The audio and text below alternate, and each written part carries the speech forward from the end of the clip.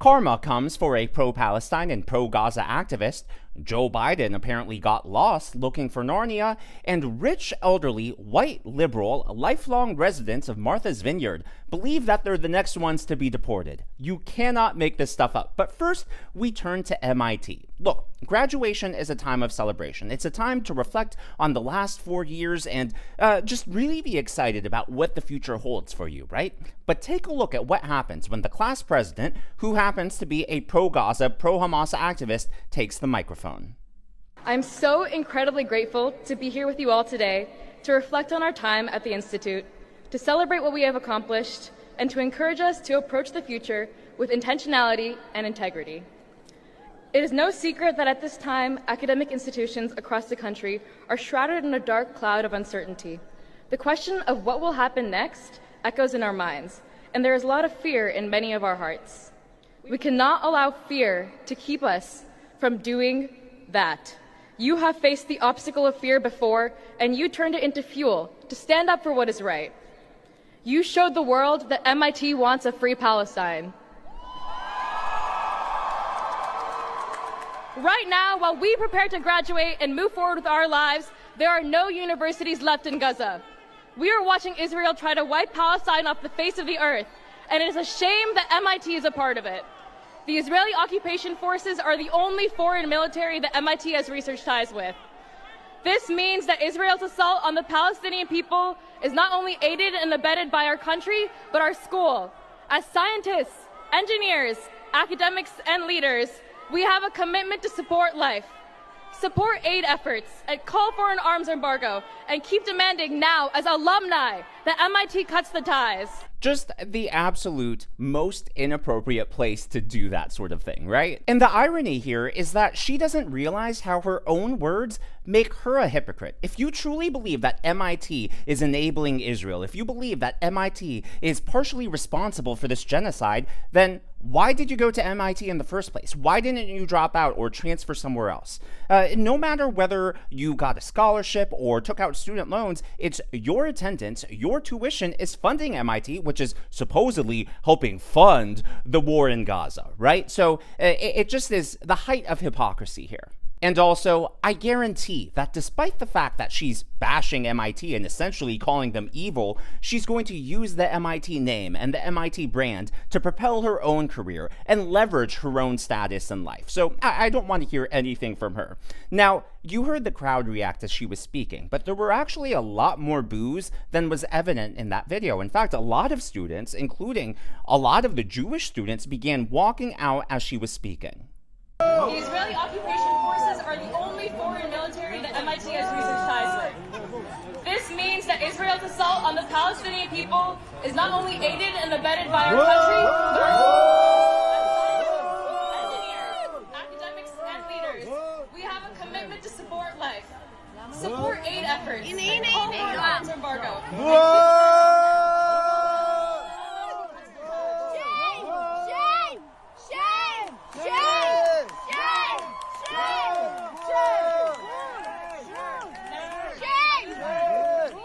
So right there on the left side are students walking out. Many of them actually have the Jewish flag and other symbols on their stoles. That's the deep side of the Palestinian people.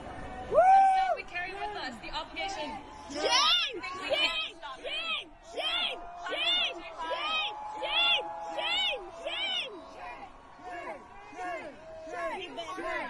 Obviously an Asian student walking out right there, so not all of them are Jewish students walking out. Wait to see what you do next. Thank you, and congratulations again.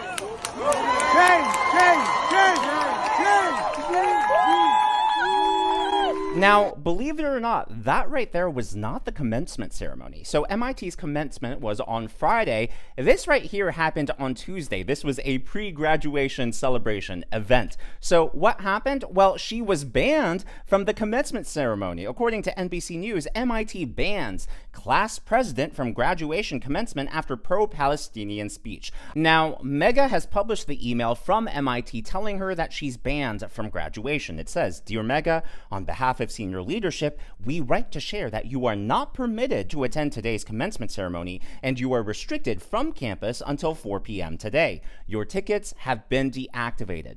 None of this was retribution for what she actually said. She was banned from graduation because she lied. So it turns out that before any of the speakers get on stage, they had to submit in writing their speeches to the senior leadership at MIT, and all of their speeches get approved. And obviously what happened was Megha Vemuri went off script. Now, she knew what she was doing was wrong. If you truly believed what you're doing is right and just, and there's no reason to hide it, then why did you have to lie? The fact that she lied tells you that she knows that what she did was inappropriate. But what was even worse was the reaction of MIT President Sally Kornbluth. Take a look. Okay, listen, folks. At MIT, we value freedom of expression, but today's about the graduates, so it's time for me to charge you all. So good afternoon, everyone. Good afternoon, Governor Healy, who I'm so happy to have here.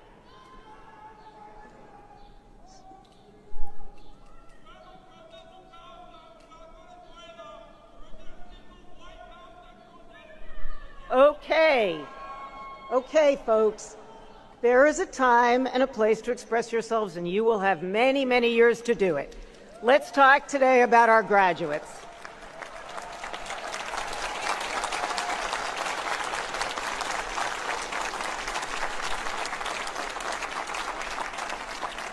Okay, so I have to give a shout out to the members. So President Sally Kornbluth went on stage immediately after Megha, and what you heard there from the crowd is so many of them were upset at Megha's speech, and many of them were shouting, why did you let her speak? Why didn't you cut her off the microphone? And just the hypocrisy there of Sally at the very beginning of her speech saying, basically defending Megha, saying, well, we allow expression, expression is allowed, but now let's focus on the graduates. And then you heard the heckling from the crowd, and all of a sudden she shuts them down and says, well, there's a time and a place for expression. Why didn't you shut off the mic of Megha when it was clear that she was going off script and was using the platform to inappropriately be an activist for a cause that she doesn't understand and, quite frankly, is offensive to MIT's many Jewish students? Imagine flying from Israel to see your son or daughter graduate, or just, being in the United States and you have a Jewish background and you're subjected to this speech. Sure, she didn't say any of the code words and the buzzwords that movement has, but we've all seen the protests at Harvard, MIT, Yale, where they chant from the river to the sea or globalize the intifada. We all know what they want. It is grossly offensive and grossly inappropriate, and that right there just shows the cowardice and lack of moral clarity from MIT's leadership. Now, while we see a lot of cowardice from our top elite universities, we can learn courage from the youngest among us.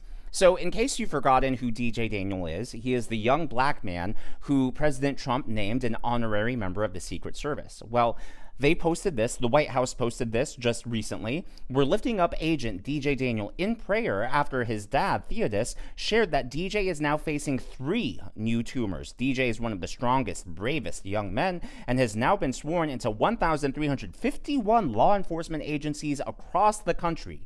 Agent Daniel, you're a true legend. This was posted yesterday afternoon around 3:10 p.m. Not only did the Democrats refuse to stand for DJ Daniel at the State of the Union, but they claimed that President Trump and the administration was just using DJ Daniel as a pawn, and they were just using him as a prop to, prop up President Trump's image. But if that was true, I doubt that they would have posted about him all these months later. I really believe in my heart of hearts that he has had an impact on Trump personally, and that there are people in the White House who truly care about this young man and his well-being. So for those of you who believe in a higher power and pray, I encourage all of us to pray for DJ Daniel. And speaking of the Secret Service, we now know, thanks to a Secret Service whistleblower, that Joe Biden apparently got lost in the White House looking for Narnia. You can't make this up. Take a look at this.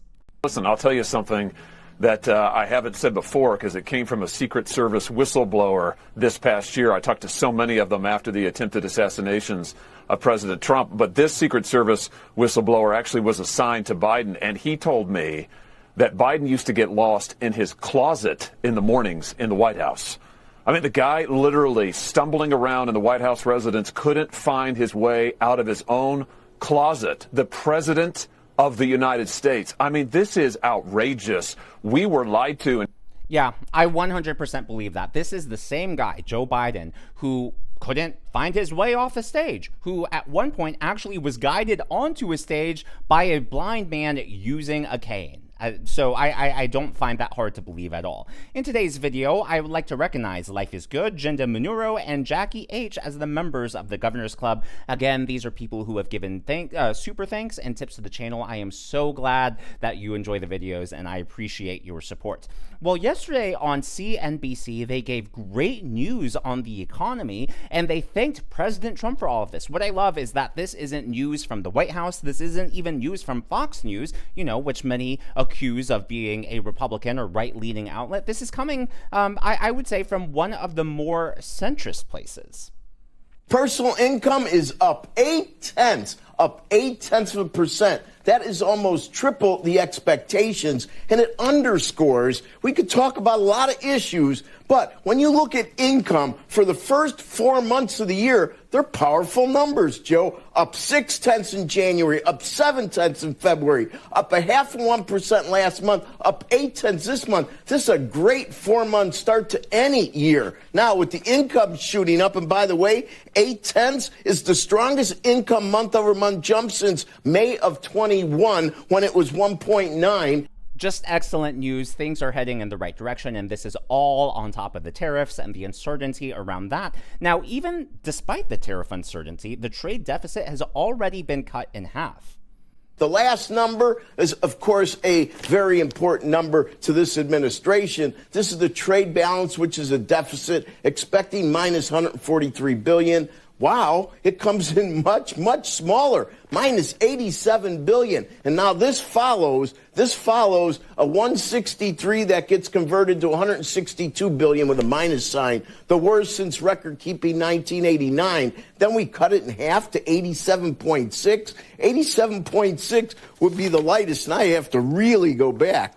87.6 would be the lightest since... wow, September of 23, SEP of 23. And this really does underscore how the movement of goods and services has really changed due to a variety of tariff-related issues. Yeah, it's not that I don't trust the Trump administration, but the reality is every single administration is going to cherry pick the numbers that make them look the best, right? Joe Biden's administration obviously did that. They tried to gaslight us the entire time. So when you have a news outlet, a mainstream news outlet like CNBC, who is touting the economy as very strong, to me, that makes me even more excited. It's sort of like the polls, right? A lot of people are like, well, Daniel, why do you cite these left-leaning polls? And the reason I do that is because if a left-leaning poll says something good for Republicans, then you know that the real numbers are even better, right? Because the left-leaning polls obviously try to suppress anything good that's for the right. And so that's why when it comes to these economic indicators, I try to go for something that's more in the middle. And CNBC, obviously, NBC in the name, their parent company is more left-leaning. So if they are that open about the strength of the economy, then you know things are great. Last but not least, deportation rates have been ticking up across the nation. We've seen a lot going on in Florida, and they've also been happening in Martha's Vineyard. Well, you cannot make this up. There are elderly, rich, elderly, white, lifelong liberal residents of Martha's Vineyard who are so and disinformed that they honestly believe that they're the next ones to be deported. I think it could be any of us next. Martha's Vineyard resident Jane Catch held a sign yesterday at the Vineyard Haven terminal warning visitors. The island has a history of supporting people who are different, supporting immigrants. Everyone in this country is entitled to due process, whether they have paperwork or they don't. What's both funny and frustrating is that right there is the type of person who believes that they're more educated and well-informed than the rest of us. But as always, all of that is just my analysis and commentary. That's what's going on in the world of politics from my point of view, and I would love to hear from you. So we've been seeing a lot of economic indicators from different sources saying that things are improving. And I'm just wondering, have you seen that to be true? Whether it's prices coming down, egg prices, gas prices, or your dollars stretching further than they did last year, are you feeling the impact of President Trump's policies yet? Let me know down in the comments below. My question of the day yesterday had to do with the he who was posing as a she at Disney World. If you missed that, go ahead and check out yesterday's video. And most of you said that you would have ignored that customer or would have just flat out called her or him, he, whatever it is. And so, yeah, basically everyone was like, just ignore him, go on with your day. And a lot of you were saying, a lot of people saying that you do work in the hospitality industry and that you would not have comped that person's meal. So just wanted to share everyone, like the vast majority of everyone's comments. I'd say about 90% shared that sentiment. If you haven't already, please be sure to give me a thumbs up. I know it's a simple thing to ask for, but it really does help me reach more viewers like you in the algorithm. Be sure to smash that subscribe button and to check out one of these videos.